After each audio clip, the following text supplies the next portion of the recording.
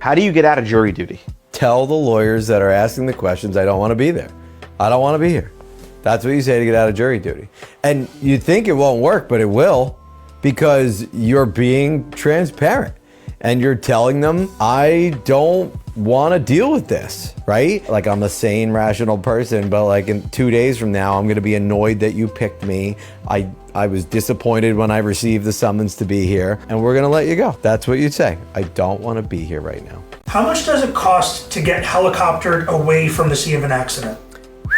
Man, a helicopter ride after an accident is probably one of the most expensive medical experiences that anyone could have. The average helicopter ride that is less than 2 hours generally costs between $60,000 and $65,000.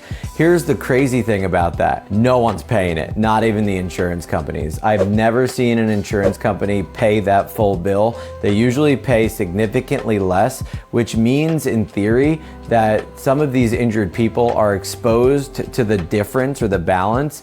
And so, obviously somebody who is in need of a helicopter medevac is in big trouble as it is, but then they get a $60,000, $65,000 bill and things get a whole lot worse. Is it even worth doing the Facebook class action? Like if I get $5?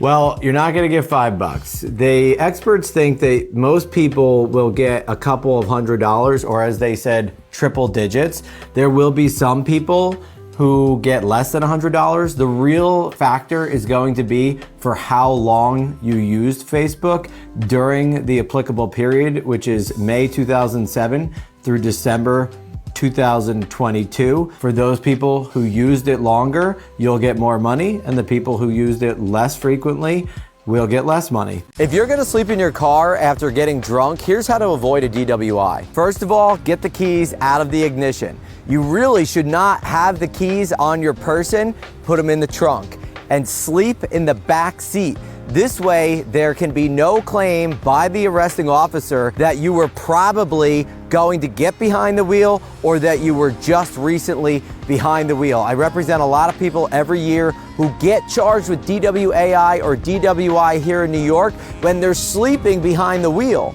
And this is actually harder to defend than you would believe. So remember, get those keys away from your person, sleep in the back seat, and you should be safe. You know I hate Progressive. They're evil. They're my least favorite insurance company. I had to sue them recently for a woman who was seriously injured in an accident. She was getting out of her car and another car sideswiped her and hit her. It was really bad. It was sad. Progressive insured her car. So Progressive was obligated to pay her what we call no-fault insurance benefits, and they wouldn't pay this woman lost wages because she was already claiming unemployment insurance benefits, but she did the right thing after the accident by stopping her unemployment insurance claim because she would have to say that she was ready and willing to go back to work, which she couldn't say because she was injured. So here, my lady does the right thing, and Progressive says, we're not paying you. And so I sued Progressive, and then right before depositions, Progressive paid the remainder of the no-fault insurance policy. One of Progressive's worst denials of claims I've ever seen.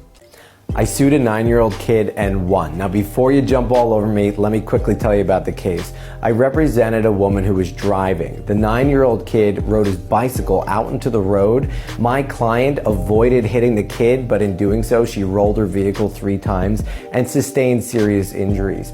I knew that the kid probably lived with parents that had homeowners insurance and that the homeowners insurance would cover his damages. So what did